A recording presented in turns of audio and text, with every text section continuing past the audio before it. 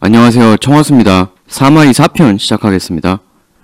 지난 시간에 맹달 이야기를 드렸는데 여러 기록들을 볼 때 삼국지 미남 랭킹 매기면 맹달이 분명히 탑3 안에 들어갈 사람입니다. 주유급 미남이라도 과언은 아닌데 이 맹달이 넘어올 때 대부분 위 대신들이 일단 인물이 너무 잘생기고 겉보기에 멋있어 보이니까 장수의 제목입니다. 재상의 그릇입니다. 뭐 이렇게 극찬에 맞지 않았다고 합니다. 어떤 이는 맹달을 악의에 비유하기도 했어요.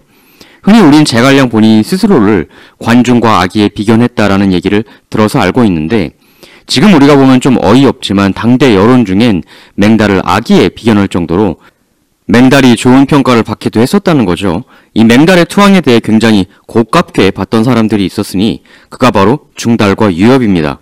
이둘은 황제 조비에게 맹달을 경계하라고 조언했는데요. 중달은 맹달은 언행이 간교하여 믿을 수가 없습니다 라고 했고 유엽은 맹달에게는 구차하게 요행을 얻으려는 심리가 있고 재능을 믿고 권모술수를 좋아하며 폐하의 은혜를 감사히 느끼고 의리를 품지 못할 인간입니다. 더구나 신성이란 곳은 오나라와 총나라 연접되어 있으므로 만일 사태가 변하게 되면 그는 국가의 근심거리가 될 것입니다. 근데 이미 맹달에 헷가닥 넘어간 조비는 이 둘의 말을 듣지 않습니다. 실제로 문무백관 대부분은 또 맹달의 멋진 풍모에 넘어가 좋아하는 의견이 다수이기도 했고요. 사람 잘 보는 사람은 늘 소수인 것 같아요. 특히 유엽의 이 말은 우리가 사람을 판단내릴 하나의 틀로서 삼아도 좋을 것 같습니다. 그러니까 자기가 뭘 열심히 만드는 것보다는 어떤 요행을 얻으려는 심리가 있진 않은가, 자신의 재능을 자신하고 있는가, 권모술수를 좋아하는가, 남의 은혜를 고마워할 줄 아는가 모르는가. 근데 대개 보면 요즘에도 맹달처럼 겉모습 번지르르 하고 오히려 이 네 가지에 해당되는 인간이 되려 인기가 좋은 것 같더군요. 이런 유형 인간들이 사람을 변설로 꼬드기는 건 잘하잖아요. 허나 아마 아버지 조조였다면 맹달 같은 인간은 받아들이되 변경 같은 주요 지역에는 배치하지 않았을 것입니다. 위략에 따르면 맹달이 끌고 위나라로 넘어간 세력이 부곡 4천여 호라고 나와 있어요. 결국 조비가 맹달을 직접 만나죠. 그 만남에 대해 위략은 이렇게 묘사하고 있습니다. 조비가 맹달을 흠모해 직접 맹달에게 편지를 보내고 초에서 만나게 되었다. 흠모했다고까지 표현하고 있어요. 조비가 맹달에게 아주 그냥 정신을 못 차렸다는 걸 알 수가 있는데 기록 계속 보시죠. 맹달이 초에 이르러 조비를 만남에 여유롭고 우아한 풍모와 재주 변설이 보통 사람을 훨씬 능가했다. 조비도 수레에 같이 타고서 외출할 때 맹달의 손을 잡고 등을 어루만지며 이렇게 말하는 것이었다. 말빠르고 비주얼에 아주 그냥 녹아나는 모습이죠. 근데 위략에 나온 이 다음 조비의 말이 좀 웃겨요. 밑도 끝도 없이 이런 말을 던지는데 맹달경, 경 혹시 그대 유비가 보낸 자객은 아니겠지요? 그러니까 만나자마자 이런 농담을 할 정도로 뭐 아이스 브레이킹이 전혀 필요 없이 보자마자 그냥 좋아졌다는 거죠. 사실 정말로 이런 의심을 했으면 이런 발언 자체를 안 하고 뭔가 조치를 취했을 건데요. 이후 기록은 조비는 맹달을 위해 상룡, 서성, 방릉을 합쳐 신성군을 신설했다. 그리고 여기 태수를 임명했으니 조비가 맹달에게 얼마나 엄청난 혜택을 줬는지를 알 수가 있죠. 당연히 이런 엄청난 대우에 처음 그의 풍모에 혹해 그를 지지했던 사람들도 좀 우려를 표했고 특히 중달은 맹달에 대한 후한 대우를 다시 생각해 주십시오. 라고 했지만 이 조언에 대해 조비는 이렇게 일갈했습니다. 맹달에게 다른 뜻이 없는 것은 이 내가 보증한다. 걱정하질 말아라. 근데 나중에 까놓고 보니 다른 뜻이 있었죠. 결과적으로 보면 맹달은 처음엔 유장 배신, 그 다음엔 유비 배신, 나중엔 또 위나라 배신 하게 된 건데 그래서 맹달을 배신의 아이콘 이렇게 부르기도 하지만 또 한편으로는 어쩔 수 없었다. 맹달 탓이라고만은 볼 수 없다. 이런 관점도 있어요. 일단 유봉하고 싸우고 배신한 경우만 해도 나중에 유비가 유봉을 질책한 것에서 보듯 갈등을 일으킨 유봉 쪽도 잘못이 있었을 것이다 라는 관점도 있고 나중에 역으로 위나라를 또 배신하려 한 것도 자신을 좋아해줬던 조비나 같이 유봉 공격했던 하우상 이런 지지파들이 죽고 나니까 근데 당시 직계상 직속 상사가 하필이면 맹달을 싫어했던 중달이었거든요. 근데 맹달이 볼 때 중달은 그 특유의 화려한 외모와 변설로 꼬드길 수 있는 상대가 아니란 말이죠. 하여 맹달이 배신자여서 배신을 한 게 아니라 중달이나 여러 상황적 압박이 그를 배반으로 내몰았다. 즉 역으로 조비사후 중달이란 상사의 압박이 그를 이탈하게 만든 것 아니냐. 특히 또 하나의 이유가 있는데 이제 바로 제갈량입니다. 유비사후 군권을 완전히 장악한 제갈량은 치밀하게 북벌을 준비했을 거고 위나라의 성을 예의주시하고 있었겠죠. 그리고 본격적으로 결심을 굳힌 건 역시 조비가 이른 나이에 세상을 뜨고 딱 그때 조비의 엄청난 총애를 받았던 강력한 전략적 꼭점, 상룡의 또아리를 틀고 있는 맹달이 눈에 들어왔을 겁니다. 북벌에서 상룡이 가지는 엄청난 전략적 이점은 지난 시간에 설명드렸죠. 또 반복하지는 않겠습니다. 마침 외로워진 맹달과 상룡이 필요한 공명의 이해관계가 맞아떨어졌다. 원래 사랑이 크면 그 빈자리 역시도 큰 법 아니겠습니까? 공명도 첩보전을 중시하는 사람이니까 애초부터 중달과 맹달의 껄끄러운 관계 등을 다 알고 있었을 겁니다. 정말 첩보는 핵심 중에 핵심이죠. 적국 A 지휘관하고 B 지휘관하고 사이가 나쁘다. 뭐 이런 정보 딱 입수해 놓으면 그 양 지휘관 사이의 정보소통을 교란시키고 서로 못 믿게 만드는 이간계를 펼친다던가 그런 엄청난 효과를 발휘할 수가 있죠. 그러니까 그냥 무턱대고 창만 휘두른다고 전투가 아니라는 거죠. 실제로 직장생활, 조직생활에서도 보면 가장 강력하고 악랄한 사내정치 전술이 바로 이 이간계죠. 그러니까 예를 들어서 부장이 있고 그 밑에 과장이 있어요. 근데 과장이 부장한테 쓱 가가지고 아 요새 김대리, 박대리 이런 사람들이 이번 프로젝트 그 불만이 심한 것 같더라고요. 막 뒤에서 휴게실에 모여서 성토를 하던데요. 근데 이 프로젝트가 하필 해당 부장이 야심작이었단 말이죠. 그런 얘기를 들은 부장은 분노하죠. 그 김 박대리한테. 영악한 인간 이렇게 리더한테 이간계를 펼쳐서 밑에 사람들을 못 믿게 만듭니다. 주변 사람 다 못 믿게 되면 결국 그 이간계 하면서 아부하는 그 과장 한 명만을 의지하면서 조직을 운영하게 되는 거니까. 이렇게 과장이 그 부장을 구워 삶으면 업무나 조직에 대해 자기 좋은 쪽으로, 자기 이익 극대화되는 쪽으로 형성을 해나갈 수가 있게 되는 거죠. 이게 역사적으로 보면 대부분 간신들이 왕을 구워 삶는 아주 기본 레파토리였거든요. 이러면 이제 왕은 다른 신하는 못 믿고 점점 불신하다가 이 간신만 의지하게 되는 거죠. 맹달과 상룡만 가져올 수 있으면 위나라로 기울어져 있던 양국, 힘의 균형추를 심각하게 뒤흔들 수가 있었습니다. 조금만 심하게 얘기하면 맹달만 넘어왔으면 정말 제갈량이 한신처럼 천하를 병탄했을지도 모르죠. 맹달과 상룡만 탈취하면 내가 소화장량이 될 수 있다. 중원으로 진출할 수 있는 거점을 잡는 거니까요. 또 이쪽 위나라 목줄을 잡고 있으면 여기를 나중에 관중 공략하는 것도 훨씬 용이하죠. 이에 제갈량은 이엄과 합동으로 해서 맹달에게 접근합니다. 이때 공명과 이엄은 서로 상대방을 띄워주면서 맹달에게 함께 편지를 보내는데요. 이때 공명이 이엄하고 함께 공작 작업한 것은 아무래도 이엄 본인도 맹달하고 처지가 약간 비슷한, 이엄도 주인이 여러 차례 바뀌었죠. 처음엔 유표, 다음엔 유장, 그 다음엔 유비. 원래 촉 사람이 아닌데 촉으로 들어왔었다는 공통점도 있고, 근데 사실 이때 맹달에게 접근한 건 제갈량뿐만은 아니었습니다. 오나라도 접근하죠. 오나라 역시도 나름 첩보망을 가동하고 있었고 또 상룡이 그만큼 중요한 자리였다는 걸 알 수 있죠. 그러나 첩보망을 가동하고 있는 건 공명이나 오나라 또 뿐만은 아니었습니다.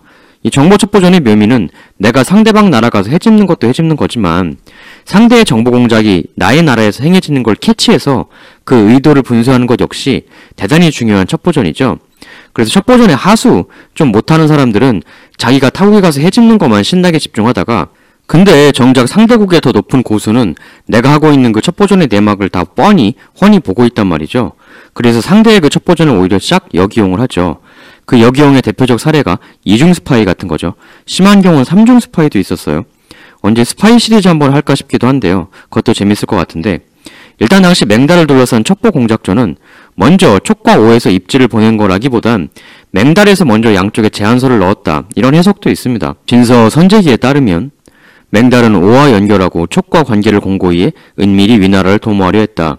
그러니까 조비사후 끈 떨어졌다고 느낀 맹달이 스스로의 불안감에 먼저 촉과 오 양쪽에 편지를 보내서 내가 투항할 테니 나를 원조해 주실 수 있겠소.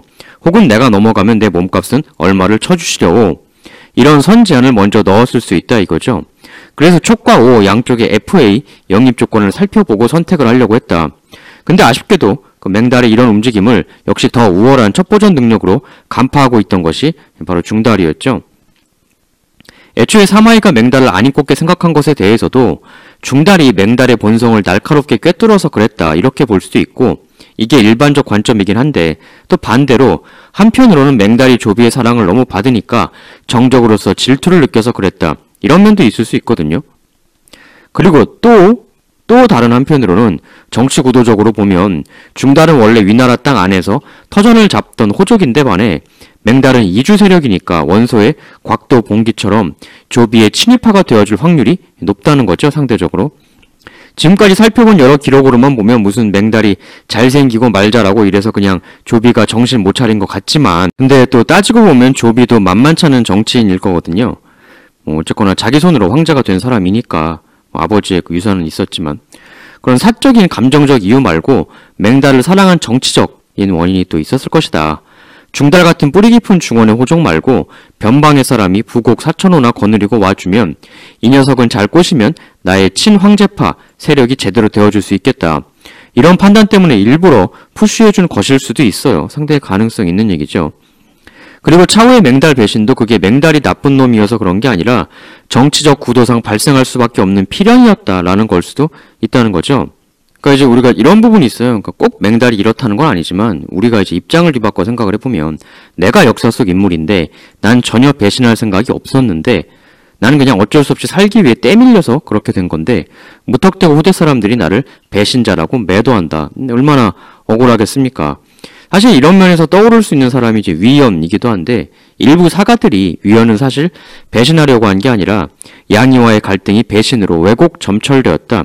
이렇게 보는 관점도 있다고 소개해드렸는데 맹달도 그럴 수 있죠. 그럼 정확히 어떤 가능성일까? 한번 살펴보시죠. 우선 당시 구도를 통해 가능성을 좀 정리해보면 1. 일단 촉, 공명과 오나라가 맹달에게 모두 배신의 제안을 먼저 넣었다. 이게 있을 거고, 그 다음에 2번 맹달 본인이 촉과 오나라에 동시에 자신을 세일자는 제안을 먼저 넣었다. 사실 이런 제안을 맹달이 해주면 촉 5 입장에선 나쁠 게 하나도 없잖아요. 일단 이걸 생각해 볼 수가 있는데 이제 제3의 시나리오도 있다는 거죠. 3번 사실은 중달이 이 모든 과정의 배후에 개입이 되어 있었다. 개입이 되었다는 건 크게 두 가지죠. 3-1 맹달 주변에 맹달을 염탐하는 첩자를 충분히 심어 놓아서 맹달의 움직임을 포착하고 있었다. 그의 배신 움직임을. 이건 굉장히 가능성 높은 얘기죠. 왜냐하면 맹달에 대처하는 중달의 반응이 너무 신속했거든요, 나중에. 근데 여기까지는 이제 맹달이 배반을 했다라는 관점인데, 아니면 이런 것도 있을 수 있어요. 맹달의 역모를 오히려 중달이 부추겼다. 모반을 할 수밖에 없게끔 몰아갔다. 이런 그 무서운 전략이었을 수도 있다는 거죠. 조비 사후 맹달 너 숙청될 거다라는 뉘앙스의 현혹 정보를 맹달 캠프로 계속 보내서 맹달이 반응해서 폭주하게 만들고 그때 미끼를 물었다 하고 맹달을 치는 이런 그림을 그렸을 가능성도 있죠. 이 모든 건 중달의 추후 보여지는 지나치게 신속하고 과감한 마치 모든 걸 이미 예상하고 준비를 다 해놓았던 것 같은 전격적인 움직임이 너무나 일반적인 선을 넘어서는 것이었기 때문이죠. 특히 원래 그 나라 내부 안에서 뿌리 깊게 털을 잡고 있던 터줏대감들은 이렇게 맹달처럼 외지에서 와서 황제의 사랑을 받으며 세력화하는 인물이 좋게 보일 리 없죠.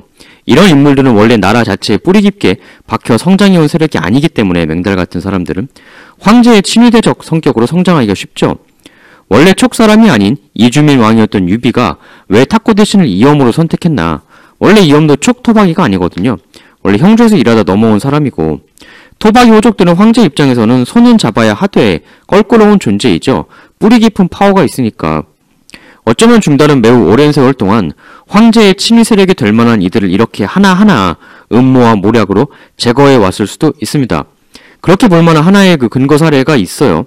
나중에 사마의 아들편 다룰 때 하겠지만 그 큰아들 사마사가 있지 않습니까? 이 사마사의 역사적 기록을 살펴보면 상당히 묘한 게 있거든요. 이 사마사가 결혼을 하후휘라는 여인하고 합니다. 이 하후휘는 하후상의 아들인데 이 하후상은 그 유명한 하후연의 조카죠. 근데 이 그 부인 하후휘의 아빠 하후상 이 사람이 아주 위나라 내에서 대표적인 친맹달파였거든요. 나중에 촉 배반하고 넘어온 맹달이 유봉을 상령에서 몰아낼 때 같이 맹달하고 손잡고 공격갔던 사람이 바로 이 그 아빠 하후상입니다. 묘한 인연이죠. 그리고 또 의미심장한 인척관계가 하나 더 있는데요.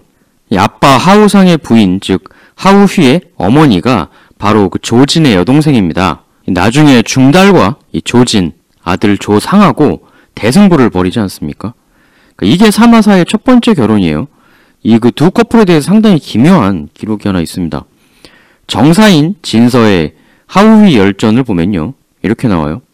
하우휘는 고아하고 박식하여 도량이 있어 사마사가 무슨 일을 하려 할 때 반드시 미리 계책을 세웠다. 굉장히 똑똑한 인물이었다는 거죠. 근데 이 하우휘가 24살 혹은 25세 때 매우 이른 나이에 세상을 뜨거든요. 근데 그와 관련된 기록이 매우 기묘합니다. 한번 보시죠.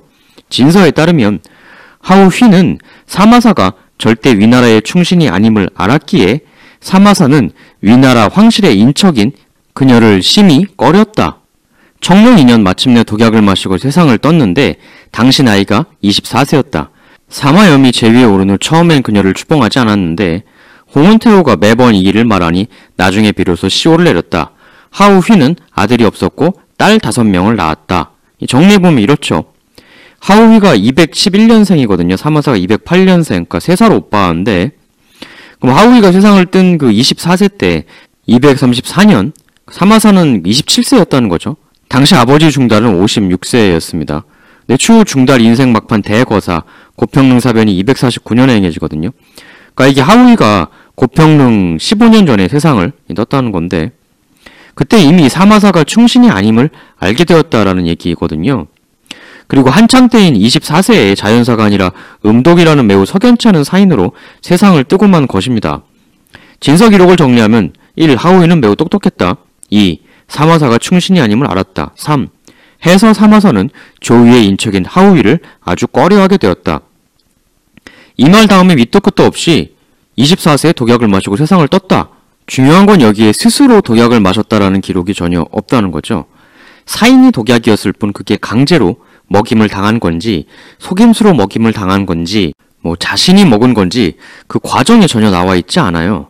그러니까 이 진서 기록이 굉장히 밑도 끝도 없는 기술인 것이죠. 다양한 추정을 할 수밖에 없게 만들고 있습니다. 근데 사마사가 꺼려했다라는 말 다음에 바로 음독 사실이 튀어나오니까 상식적으로 생각해보면 이 24세의 젊은 여인의 이상한 최후에 사마사가 개입이 되었다고 생각할 수밖에 없거든요. 나중 고평릉 사변 때 이 중달과 사마사는 이쪽 하우휘와 그 친척인 조진의 아들 조상하고 건곤일척의 승부를 벌이지 않습니까? 다들 잘 아시겠지만 고평릉 사변 중달의 최오른팔로 활약했던 게 장남 사마사였잖아요. 그래서 이걸 보고 일각에선 중달과 사마사 부자가 15년 이상의 길고도 긴 처절한 인내의 준비를 통해 거사를 준비해 갔던 게 아니냐. 근데 그 거사 모종의 움직임에 대해 같은 집에서 살던 조씨 가문의 인척 하우휘가 낌새를 차렸고 그걸 들킨 냉혈한 사마사가 과감하게 부인에게 무시무시한 짓을 한 것이 아닌가. 실제 하우휘하고요 사마사가 원래는 금슬이 나쁘지 않았다고 봐야 할 것 같거든요. 왜냐면 자식을 5명을 낳았다고 했어요. 24세 이전에 5명을 낳은 거니까 금슬이 나빠서 바람 피고 다니는 부부 사이였다면 이렇게 엄청난 출산을 할 수는 없었을 것 아니었겠느냐. 그리고 진서 기록을 봐도 사마사가 무슨 일을 하려 할 때 반드시 미리 같이 계책을 세웠다. 즉 단순히 그냥 내주만 하는 부인이 아니라 아주 적극적으로 전략 건의를 할 정도로 두뇌가 뛰어난 사람이었다는 거죠. 사마사가 나름 자기 사회생활 중대사를 하우휘하고 논의를 했다는 얘기입니다. 근데 갑자기 충신이 아님을 알고 사이가 나빠지고 뜬금없이 음독 내용이 나온다.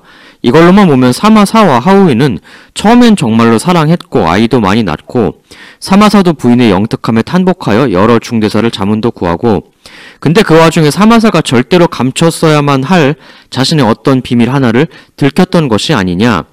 그 비밀을 알고 충격을 받은 하우휘 그리고 그걸 들킨 사마사. 그러니까 이제 일각에선 뒤에서 아버지 중달이 이 하우휘 제거를 아들에게 사주한 것이 아니냐, 시킨 거 아니냐 이렇게 보기도 하는데요. 가능성 있죠. 아무리 사마사가 냉혈한이라고 해도 이때 불과 27세 새파란 청년이었고 반면 아버지는 56세의 달코 다른 정치인이었으니 하우휘 사후 그 사마사가 결혼을 2번 더 하긴 하는데요. 그 2번째 부인하고 이혼을 했고요. 3번째 부인하고 사이에선 자식이 없었습니다. 하우휘하고는 그 짧은 기간에 5명씩 쑥쑥 낳았던 사마사이기에 이건 상당히 의아한 부분이죠. 그래서 이런 시나리오가 있는 거예요. 사마사는 상당히 하우휘를 사랑했지만 대의를 위해 희생해라 라는 아버지의 냉혹한 강요에 의해 하우휘를 제거할 수밖에 없지 않았겠느냐. 그리고 그 트라우마 및 하우휘에 대한 미련으로 이혼도 하고 추후 자식도 못 낳고 그랬던 게 아니냐 이런 시나리오도 있는 거죠. 물론 시나리오입니다. 거의 2000년 가까운 옛날이니 뭐 증거가 있을 수가 없죠.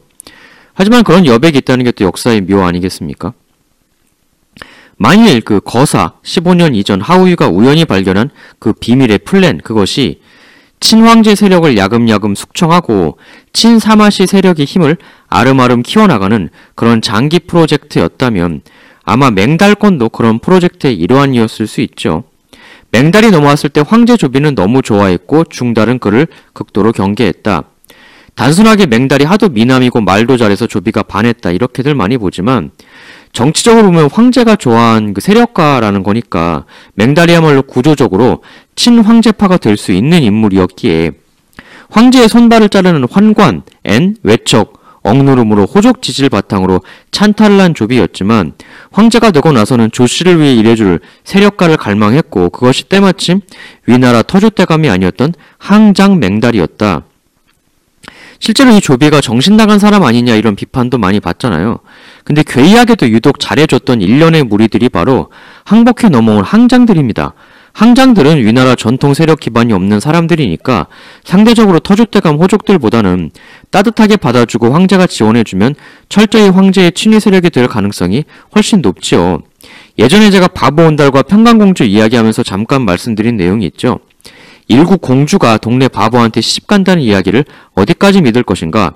가장 올바로 보는 것은 무엇인가? 현실적으로는 굉장히 잊기 어려운 얘기죠. 공주가. 말이 안 되지 않습니까? 그것보다는 당대 고려 왕권과 귀족들의 알력, 공주를 귀족집으로 시집 보내면 그쪽 힘만 강화시켜주는 꼴이 되지 않습니까? 그렇다고 시집 안 보낼 수도 없고 그래서 기존 터줏대감 귀족이 아닌 제3세력에게 시집을 보낸다. 온달이 외지에서 고구려를 유입된 외지인일 것이다 라는 가설 소개드리면서 마치 맹달처럼 온달이 외지에서 넘어온 제3세력 쪽 사람이 아니었겠느냐.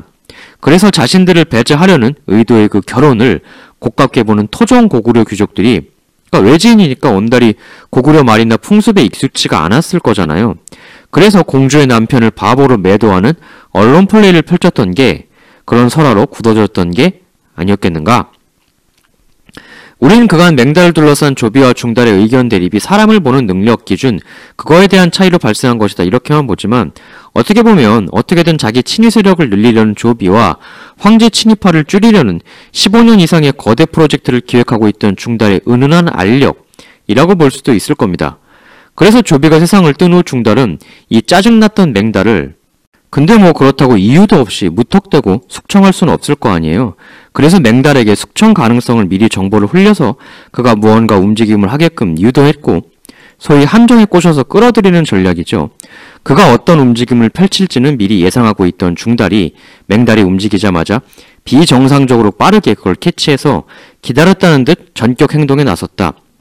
그래서 공명과 맹달의 대처가 중달보다 한 발 늦게 되었던 것이다.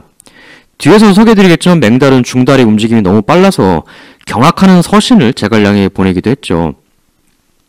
어떻게 보면 중달은 이런 황제 친위파 혹은 아니면 자신에게 걸림돌이 될 만한 세력들을 제거하기 위한 그런 프로젝트를 아들 사마사와 논의했을 가능성이 있고 진서에 기록된 부인 하후휘가 남편이 충신이 아님을 알게 되었다라는 기록이 바로 이러한 류의 프로젝트 추진 및 구상을 하후휘가 알게 되었던 것이 아니냐.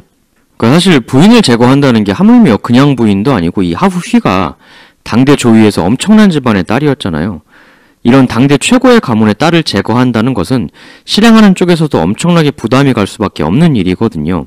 아무리 과학수사가 없던 시절이었다곤 해도 이때도 나름 수사가 있고 재판도 있는 그 사법체계가 있는 시기였고 어쨌든 하후휘를 쇼윈도 부부로나마 계속 가지고 가면 정치적으로 득볼 게 상당히 많은 결혼이었단 말이죠.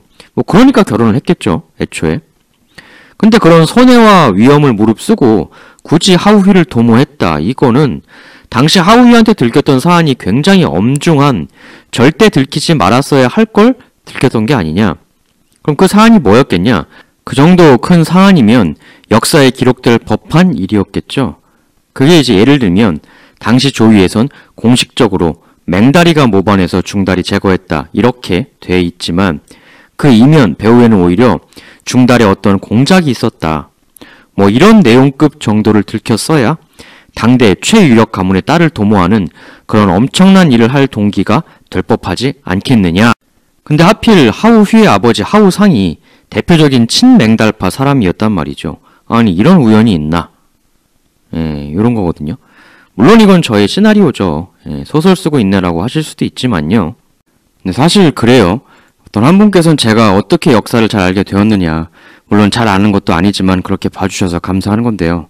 그런 질문을 주셨는데 제가 원래 그 역사로 소설을 써보고 싶어서 좀 이렇게 알아보게 되었다라고 답변을 드렸고 실제로도 그렇거든요. 제 예전부터의 희망 중 하나가 삼국지를 기반으로 소설을 하나 쓰는 거였습니다. 아니면 만화 스토리를 쓰거나. 만약 제가 소설을 쓰고 바로 이 파트를 서술한다면 저는 사실 맹달 제거의 이면에는 사안을 조정했던 사마이의 음모가 있었다. 그가 오히려 치밀한 정보 첩보를 통해 맹달의 폭주를 유도했고 이미 어떤 단계에선 뭘 하고 여기선 뭘 하고 그를 제거한다는 철저한 준비가 다 단계별로 돼 있었다. 맹달이 있던 성의 공략도 오랜 세월 치밀하게 준비를 했고 결국 맹달은 중달에게 놀아나 섣불리 움직이다 그걸 포착당했고 기다렸다는 듯이 중달은 독단적으로 맹달을 강습 그를 제거했다. 근데 그와 관련된 진행 사항들을 수년 후 자신의 며느리인 하우휘한테 들켰다. 당대 위나라 공식 결과는 맹달의 간사한 배반을 중달이 정의롭게 처단했다라고 되어 있는데 실상은 그게 아니었다라는 거죠. 하우휘는 특히 자기 아버지와 친한 사이였던 맹달이 그렇게 중달의 농간에 놀아나 제거당했다는 사실을 알고 큰 충격에 빠졌다. 하여 어찌할 바를 몰라 고민하던 차에 아들 사마사가 하우휘가 그걸 알게 되었다는 사실을 아버지에게 보고를 하고 결단력의 화신 사마이는 이 사실을 알고 지체 없이 이건 그냥 냅두면 우리 집안에 너무 위험하다. 하우휘를 도모하자. 이렇게 과감한 오더를 내렸고 사마사는 눈물을 머금고 그걸 실행했지만 이후 그 트라우마로 인해 이혼하고 향후 추가적으로 자식도 하나도 못 낳고 그런 삶을 이어가게 되었다. 삼류소설이다. 이렇게 보실 수도 있어요. 근데 소설도 뭔가 어느 정도 사실에 기반해서 상상의 나래를 펼쳐야 좀 생동감이 있을 거잖아요. 제 딴엔 나름 여러 정황, 사실에 기반을 해서 한번 생각해본 추정인데 타당성이 있는지 없는지는 여러분들이 판단해 주시면 될 것 같고요. 욕하지는 마세요. 전 분명히 소설이라고 말씀드렸습니다. 역사라고 말씀 안 드렸어요. 사실 저는 근데 그래요. 그럼 이제 나관중 같은 그 작가는 어느 정도 근거 있게 그럼 소설을 집필한 것이냐. 예를 들면 순우경, 연희에서의 이미지로 우린 모든 사람들이 순우경 하면 알코올 중독자만 바로 떠올리잖아요. 중대한 임무를 맡아놓고 술독에 빠져서 코 시뻘개져가지고 해롱거리다가 대사를 말아먹은 막장 인간이라고 다들 생각하지 않습니까? 근데 이게 그 근거가 있는 얘기인가요? 천만의 말씀이죠. 알코올 중독자라는 건 지금 제가 그린 시나리오만큼의 역사적 기반이 전혀 없는 얘기고 실제로는 조조를 나름 고전하게 만든 합리적 전술을 취한 정통파 지휘관이었던 데다 나중에 포로로 잡혀서는 지조 있는 모습을 보여준 훌륭한 인물이었단 말이죠. 조조도 한때 서원팔교의 동료였고 해서 나중에 사로잡혔을 때 아니 어쩌다 이렇게 되었어? 라고 이제 물었거든요. 그때 순우경이 승패는 하늘이 결정하는 것일 뿐인데 어찌 그런 걸 묻는단 말이오? 라고 당당하게 말할 정도로 최선을 다해 싸우고 끝까지 프라이드 있는 모습을 지킨 훌륭한 지휘관이었어요. 근데 우린 그냥 순우경 하면 알콜, 주정뱅이 생각밖에 못하잖아요. 삼국지 연이라는 소설 때문이죠. 그래도 저희 시나리오가 순우경 사례처럼 밑도 끝도 없이 지어낸 건 아니라는 생각이 들기도 하는데 판단은 여러분들이 해주시면 되겠죠. 늘 말씀드리지만 제 방송은 역사의 정답만을 그냥 잘잘 소개하고 암기시켜드리는 그런 게 아니라는 점. 더 나아가서 이렇게까지 생각해 볼 수도 있어요. 애초에 맹달에게 모반 의도는 그다지 없었다라고까지도 이거 역시 시나리오지만 그러니까 이제 중달이 모반자라고 뒤집어 씌울 것이다 라는 이제 그 계획을 알게 되었고 또 조비도 없고 어린 조예가 그 황제로 있는 그런 이상 이 음모를 내가 뒤엎을 방법이 없다. 그래서 어차피 이렇게 된 이상 어쩔 수 없다. 그러니까 이제 모반이라 쓰고 실질적으로는 저항인 맹달의 항전이 시작되었고 그걸 중달이 후려쳐서 자신의 전공으로 만듦과 동시에 잠재적 황제 친위파를 제거하는 것이다. 더 심하게는 이런 시나리오까지도 한번 생각을 해볼 수가 있어요. 나중에 또 설명드리겠지만 중달의 맹달 토벌이 너무 딱딱딱 번개처럼 시행되었고 상용 공략도 미리 철저하게 계획을 세웠다라고 볼 수밖에 없는 너무나 준비된 좋은 전술이었거든요. 미리 공략을 그렇게 연구하지 않고 그 짧은 기간 만에 준비물 갖추고 그렇게 완벽하게 수행하는 게 실행하는 게 어찌 가능했겠느냐. 중달이 아무리 천대적 두뇌를 가졌다고 해도 말이죠. 이런 이제 중달을 중심에 놓는 시나리오도 있고요. 또 다르게는 이 모든 판을 제갈량이 사실은 주동한 것이다. 단지 중달은 맹달이 하도 어설퍼서 빨리 알아챘을 뿐이다. 뭐 이런 시나리오도 생각을 해볼 수가 있습니다. 그러니까 정리하면 이 판을 뒤에서 진짜 주동한 사람은 뭐 1번 맹달, 뭐 당연한 얘기고, 그 다음에 설명드린 대로 중달, 세 번째는 공명, 뭐 셋 중 하나겠죠. 뭐 기록들을 이제 소개해 드릴 테니 여러분이 한번 판단해 보시죠. 이 맹달 사건에 대해 가장 세세하게 기록하고 있는 건 크게 진서선지기와 정사조회전입니다. 진서선지기 보시죠. 사마이는 맹달의 언행이 간교하여 신임할 수 없다고 누차 간언했으나 받아들여지지 않았고 오히려 조비는 맹달을 신성태수로 삼았다. 그런데 맹달은 오히려 오와 연결하고 촉과 관계를 터 은밀히 위나라를 도모하려 했다. 촉승상 제갈량은 맹달이 말을 이리저리 바꾸는 것을 증오하고 또한 그가 화를 일으킬까 걱정했다. 맹달은 위흥태수 신의와 불화가 있었는데 제갈량은 맹달의 거사를 재촉하고자 광모를 보내 거짓 항복하게 한 후 신의를 방문하여 그 계획을 누설시켰다. 그러니까 맹달이 자꾸 이리저리 재니까 일단 이 진서선지기에 따르면 맹달이 먼저 움직였다고 봐야겠죠. 먼저 오와 촉 양쪽에 제안서를 던졌다. 다만 그러면서 동시에 위나라 내 전국이 어떻게 돌아가는지 그것도 예의주시하면서 행동 결정을 하려고 했다. 그러니까 양다리가 아니고 촉, 오, 위, 3다리를 걸치려고 했다는 건데 사실 이런 간보기가 얼핏 영리한 행동 같은데 이런 정보전에서는 굉장한 자충수죠. 정보전의 핵심은 안 들키는 거거든요. 당연한 얘기지만 한 다리보단 양다리가, 양다리보단 3다리가 더 걸치는 게 많으니까 관련자가 늘어나면 정보 유출이 더 잘 되겠습니까? 안 되겠습니까? 결국 나중에 파열음도 만일 맹달이 이 판을 주도했던 거라면 그의 3다리 전술이 몰락의 화근이었다. 관계자가 많아질수록 변수가 많아질수록 뭔 일이 생길지 모르는 거거든요. 사실 이런 거사를 준비하는 이런 싸움은 의외로 심플한 게 최고인 때가 많죠. 왜냐하면 이게 기계들을 상대하는 게 아니잖아요. 사람을 상대하는 거니까 그야말로 어디로 튈지를 모르는 거거든요.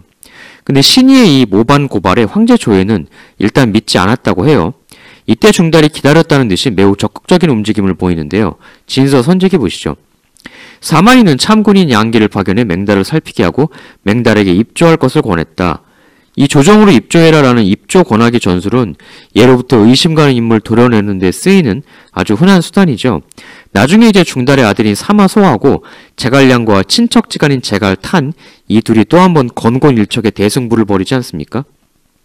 나중에 그 승부 이야기도 이 시리즈에서 하겠습니다만 그때도 제갈탄이 좀 애매한 상황에서 사마소의 측근인 가충이 제갈탄을 도읍으로 불러 올리자 이렇게 하고 제갈탄이 나를 제거하려 하는구나 이래서 결국 들고 일어나게 되죠.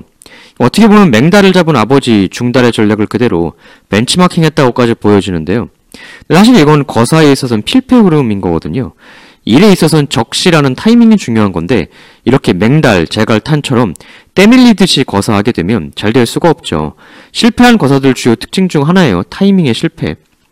이렇게 타이밍 실패가 나오게 된 건 역시나 이제 두 가지죠. 정보전에서 중달에게 패해 낌새를 발각당한 것 혹은 아예 처음부터 맹달을 죽은몽으로 몰아넣으려는 중달의 큰 판 안에서 놀아난 것이거나 지금까지는 중달의 신속한 토벌로 중달이 이 판을 주도했던 게 아니냐 관점을 주로 소개해드립니다만 사실 제갈량 주도 판이었다라고 볼 수 있는 내용도 조금 이제 있어요. 찾아보면 이건 또 이제 다른 시나리오가 되겠죠. 화양국지에 보면 이런 내용이 나오거든요. 맹달은 예부터 제갈량에게 경외하는 마음을 가지고 있었다. 북방을 탈취함에 있어서 맹달을 설득하여 외부로부터의 원군으로 삼고자 하였다.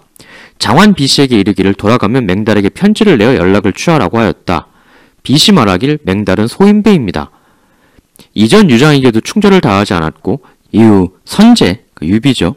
유비에 쓰일 때도 등을 돌린 줏대 없는 인물입니다. 어째서 그런 자에게 편지를 보냅니까? 그러나 제갈량은 이에 대답하지 않았다. 비씨는 늘상 그 품은 뜻을 솔직하게 말하였다. 때문에 그 생애에 출세를 하지 못하였다. 그리고 화양국지에 따르면 제갈량은 맹달에게 이렇게 결국 편지를 보냅니다. 맹달이여. 근래 유봉이 귀하를 침능하여 선제, 유비님이 선비를 대하던 원을 상하게 하였네. 이를 나는 오랫동안 탄식했었네. 맹달 그대가 어찌 헛되이 책보에 이름을 올리는 사람이겠는가. 그러니까 난 네 잘못이 아니라 유봉 때문에 떠난 거라고 그렇게 생각하고 있다. 그러니까 부담 갖지 말고 다시 돌아와라. 이거죠. 이엄도 역시 편지를 보냅니다. 공명과 나는 선제의 유조를 받았소. 우리들은 좋은 동반자를 얻고자 하오. 화양국지에 따르면 이렇게 공명이 주도하는 판에서 한때 그 맹달과 공명은 아주 이제 그 분위기 좋게 잘 진행되는 듯 이렇게 보였거든요. 근데 이후부터 무언가 불협화음이 이 둘 사이에 발생을 하기 시작합니다. 정확히 어떤 이유로 생긴 불협화음인지는 알 수 없으나 몇몇 기록들을 살펴보면 이 제갈량은 맹달이 말을 자꾸 바꾸는 것에 실망했다, 분노했다 이런 기록들이 보이거든요. 또 화양국지에 보면 그 오왕 손권 역시 맹달에게 편지를 보냈다 이런 게 얘기가 나와요. 사실 한 가지 매우 의아한 것이 추후 맹달을 왜 공명이 적극적 구원 전략을 펼치지 않았는가. 일단 중달이 너무 빨리 습격해서 뭐 갈래야 갈 수가 없었다라는 점도 있을 수는 있는데, 그럼 공명이 적극적 구원을 가려고 했는데 오로지 시간이 안 맞아서 못 간 그 이유만 있는 거냐? 근데 그게 아니다. 아예 공명은 애초에 적극적인 그 구원 의지가 강하게 없었다. 근데 이론적으로는 중달이 치러 가도 안에서 맹달이 싸워주고 밖에서 공명의 중달을 그 협격하는 기각지세를 이루면 뭐 상용도 먹고 중달도 격파하는 일석이조까지도 생각해 볼 수 있는 거잖아요. 근데 화양국지에 따르면 제갈량은 맹달이 자꾸 말을 바꿔서 그를 구원하지 않았다라고 돼 있어요. 그리고 맹달이 그 적국과의 내통이 들킨 것 역시 제갈량 덕분이다 라는 이제 내용도 있습니다. 이 제갈량이 그 맹달과 사이가 나빴던 신이라는 태수에게 광모라는 사람을 보내서 이렇게 말하게 시켰다는 건데요. 전략에 보면 이렇게 나와요.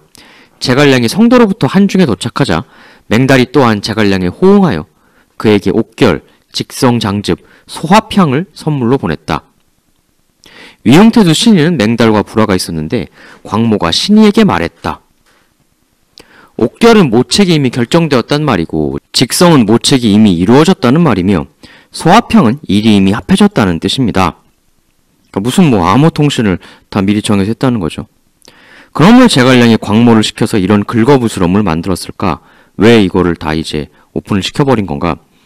일단 이에 대한 일반적인 시각은 그 맹달이 배반을 할지 안 할지 갈등때 내고 있으니까 결단을 촉구하기 위해서 맹달을 헤어나올 수 없는 배반의 구렁텅이를 밀어넣기 위해 이런 공작을 벌였다는 건데, 그럼 이제 공명이 적극적 구원 전략을 펼치지 않은 것을 좀 살펴보시죠. 정말로 맹달과 상룡을 제대로 먹고 싶었다면 광모를 시켜서 계획을 누설시키는 동시에 인류 지원병을 보낼 태세를 갖추었어야 하는 게 이제 유리했겠죠. 근데 안 보냈단 말이에요. 그냥 이거는 뭐 맹달 너무 망해봐라 이렇게밖에는 볼 수가 없는 움직임인데, 근데 맹달 망하는 게 문제가 아니라 사실 거길 먹어야 되는 거잖아요. 근데 왜 구원병을 제대로 적극적으로 보낼 전략을 취하지 않았느냐? 이럴 가능성이 있죠. 이 맹달이 그 오나라 하고도 이제 교통한 부분은 여러 기록에도 나와 있습니다.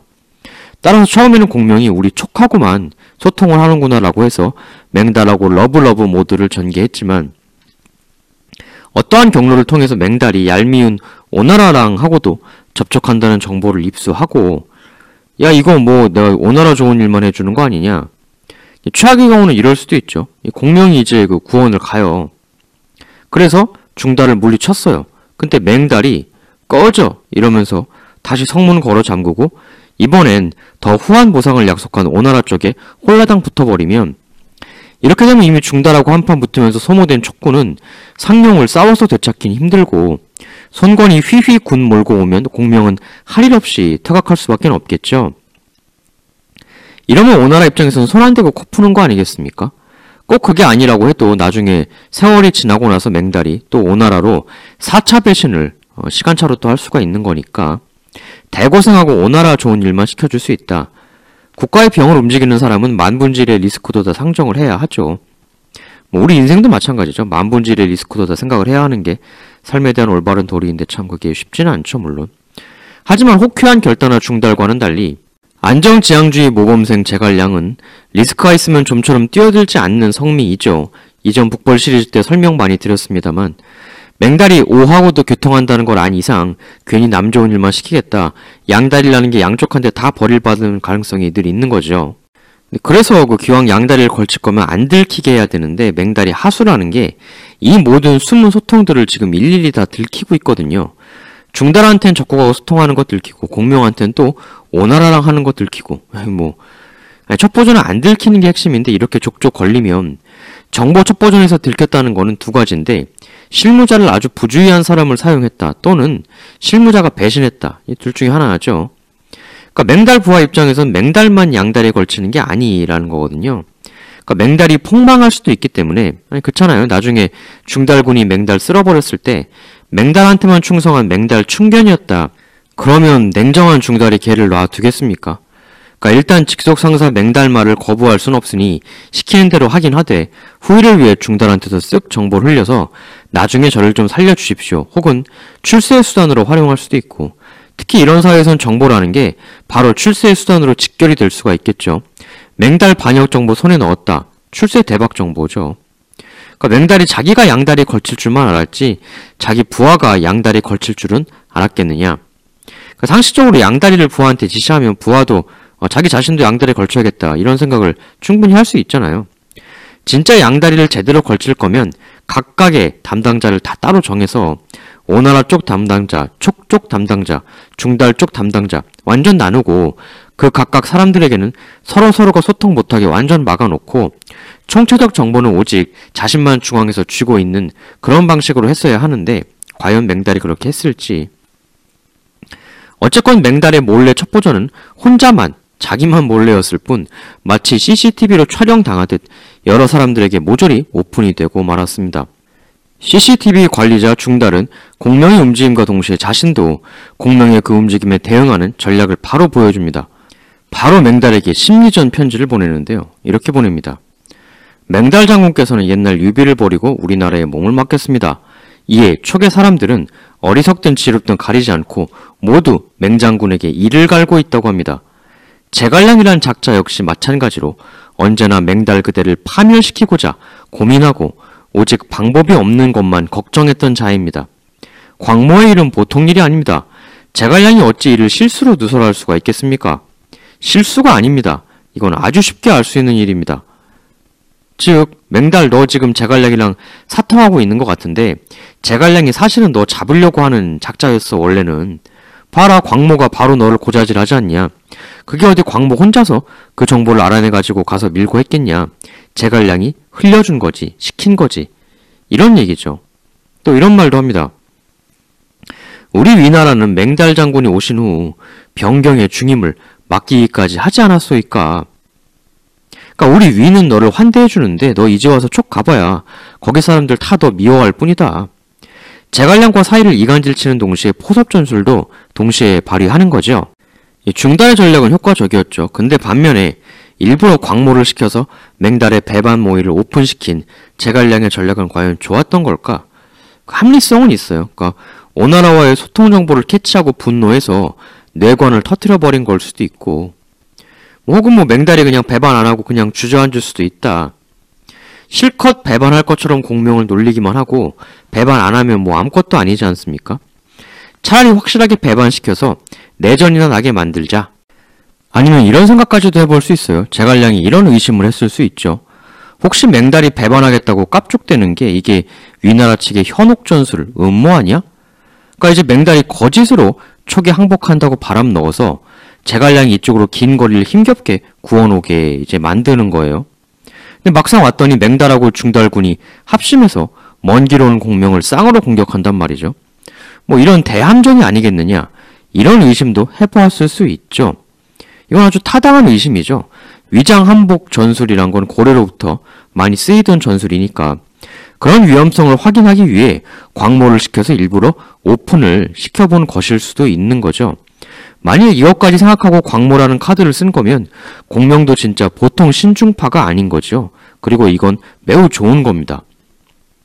그리고 설사 그 맹달의 그 항복이 진짜라고 해도 이게 괜히 구원 가봐야 맹달이 너무 조기에 홀라당 항복해서 기껏 갔더니만 이미 병탄이 되어 있고 오랜 원정으로 지친 공명군이 상륙에서 2차 보급과 휴식을 취한 중달군에게 제대로 카운터 맞을 수도 있는 거죠. 그러니까 이 맹달이 공격받을 때 왜 공명이 적극적인 도움의 움직임을 안 보였냐, 또는 광모를 시켜서 왜 굳이 선 오픈을 시켰냐, 이게 굉장히 복잡한 계산들이 여러 가지가 밑바탕에 깔려 있을 수밖에 없는 거죠. 반면 중달 쪽은 애초에 맹달을 회유하는 듯한 편지도 보냈지만 실상은 원래부터 맹달을 살려둘 생각이 전혀 없었습니다. 오래전부터 어떻게든 황제의 파워를 약화시킬 궁리를 해왔을 거라 보이는 중달에게 황제 조비와 환상의 러브러브 모드를 보인 맹달은 진작에 숙청하고 싶은 대상이었을 뿐이었던 거죠. 조예가 그 신의의 맹달 반역 고자질에 그걸 바로 믿지 않은 것도 다 생각이 있어서죠. 한마디로 이 맹달은 친황제파였다.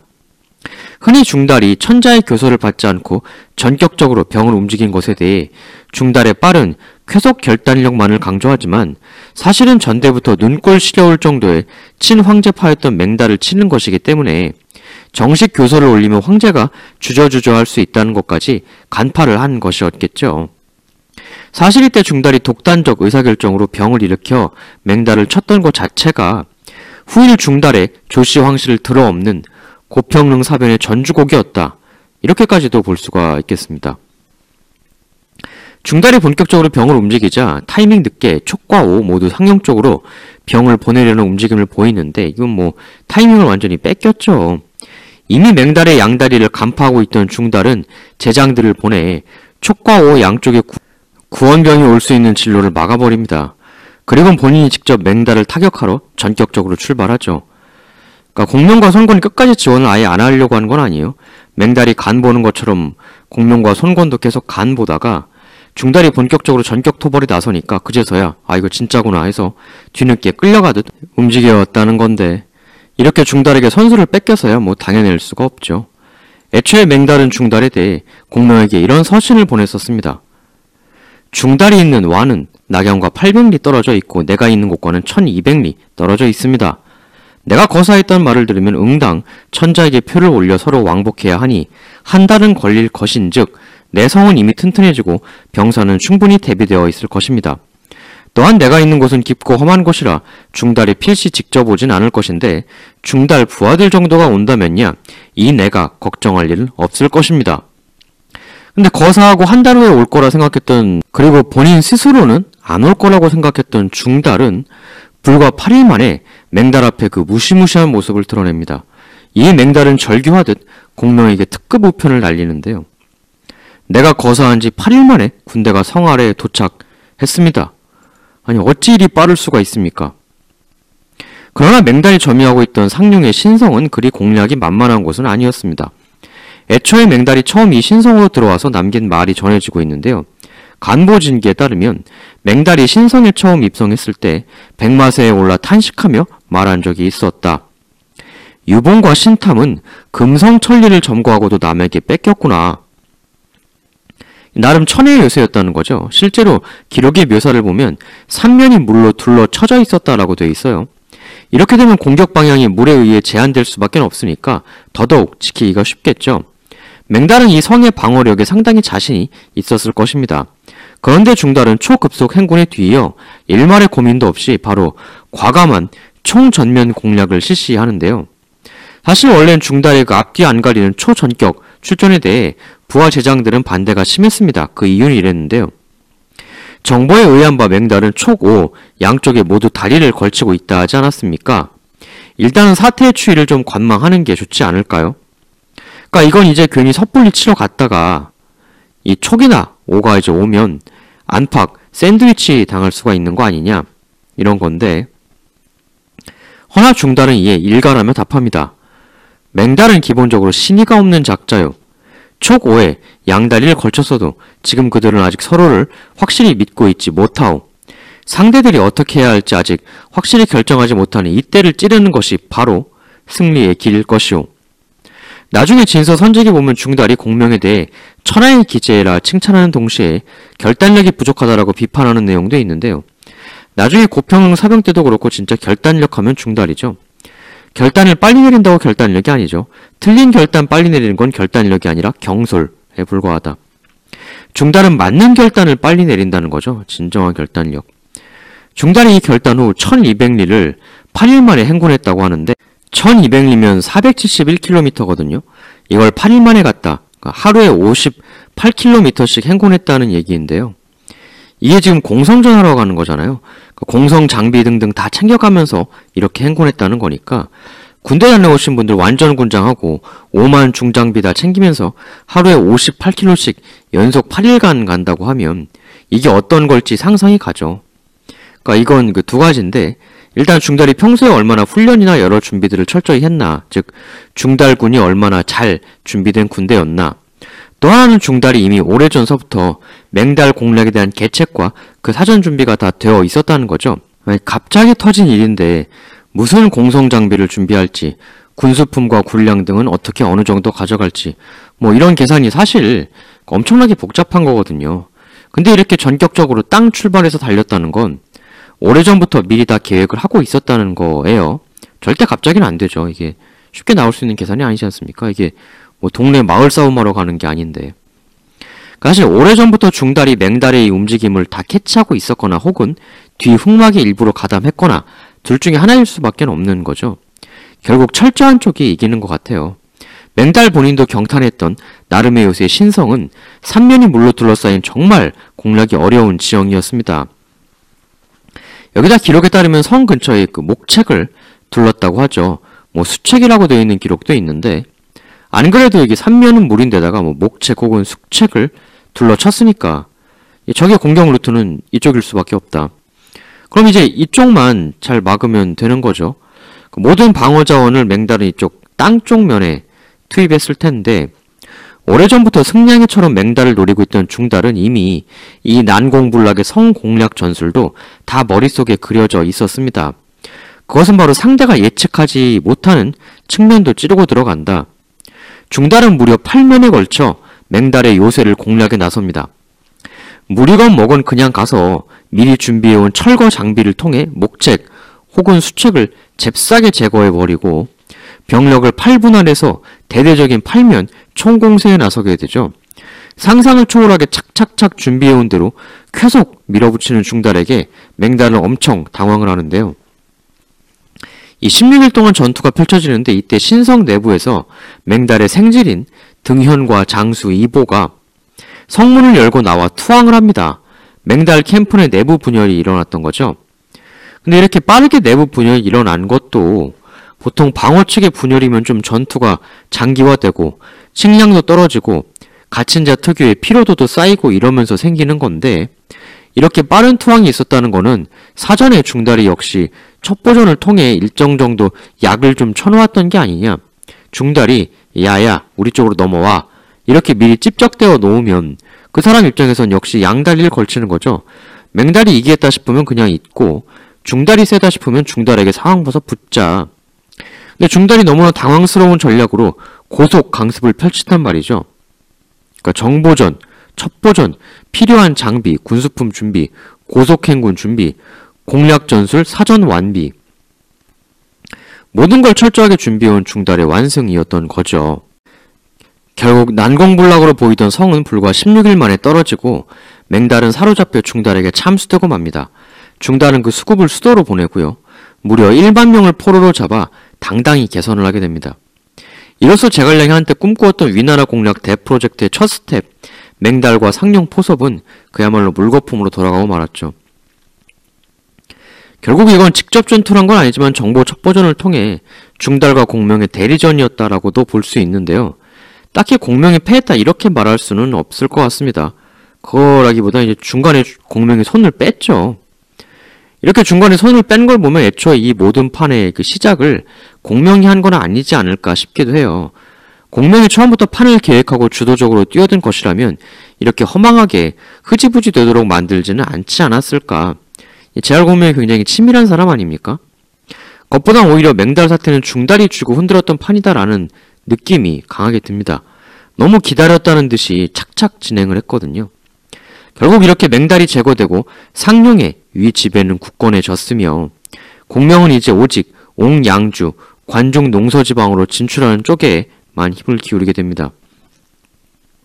근데 진짜 여기만 넘어왔으면 진짜 역사가 전혀 다른 방향으로 달라졌을 거예요. 딱 봐도 이거랑 이거는 구도가 전혀 다르지 않습니까? 엄청난 차이죠. 그러나 제갈량은 아쉬움을 뒤로하고 밤마다 마속을 불러 얘기를 나누며 짠! 예상치 못한 새로운 플랜 C, 농서 공략으로 신돌파구를 마련하게 됩니다. 강력한 위나라를 한방에 홀랑 먹으려는 요행을 노리는 게 아니라 이쪽 농서지방을 장악해서 이 높은 진령산맥을 넘어가는 무리를 하지 않고 이쪽 점령 후 여기에 베이스 캠프를 새로 만들어서 그 다음 관중을 노리는 투스텝 전술. 이 북서쪽을 장악하면 북방민족들의 우수한 전투용 말을 영입하는 데도 좋고 더 서쪽 나라들과의 무역에도 개입을 해서 상당한 재원을 축적하는 것도 가능했겠죠. 바로 이 농서, 이 관중을 둘러싼 이쪽 지역 방어 총책임자 사령관 조진과의 대결, 세부적으로는 장압, 학소, 곽회 등과의 공방이었죠. 그게 이제 1에서 3차 북벌이다. 그 내용은 제 북벌 시리즈 영상 참조해 주시면 될 것 같고요. 따로 재생 목록으로 묶어뒀습니다. 북벌 시리즈. 1, 3차 북벌 때까지는 중달이 직접적 개입은 안 해요. 중달은 그 사이 주로 남쪽 방어 라인을 총괄하고 있었죠. 하지만 3차 북벌 후 조진의 그 역공습 나가다가 이후 세상을 뜨고 이 두려운 공명을 상대하기에 부담을 느낀 조이에는 제갈량 4차 북벌에 이르러 드디어 중달을 호출, 공명을 막도록 합니다. 해서 이 두 걸출한 인물들의 승부가 바로 제갈량 4, 5차 북벌이죠. 이 내용 역시 북벌 시리즈에서 충분히 다뤘기 때문에 혹시 못 보신 분들은 해당 내용을 좀 봐주시면 될 것 같고요. 이 다음 편부터는 최고의 라이벌 제갈량 4호 중달이 위를 장악해 나가는 과정을 다루도록 하겠습니다. 물론 중간에 제갈량이 과로사한 덕을 많이 봤지만 여튼저튼 제갈량 북벌을 끝내 무위로 돌린 중달은 위나라 내에서 그야말로 언터처블, 누구도 쉽게 건드릴 수 없는 인물이 되어 가죠. 그러나 그 이후에도 여러 인물들이 중달의 장애로 등장합니다. 요동의 공소년, 조상 등등. 남은 이야기 또 다음 편 5편에서 이어가도록 하겠습니다. 감사합니다.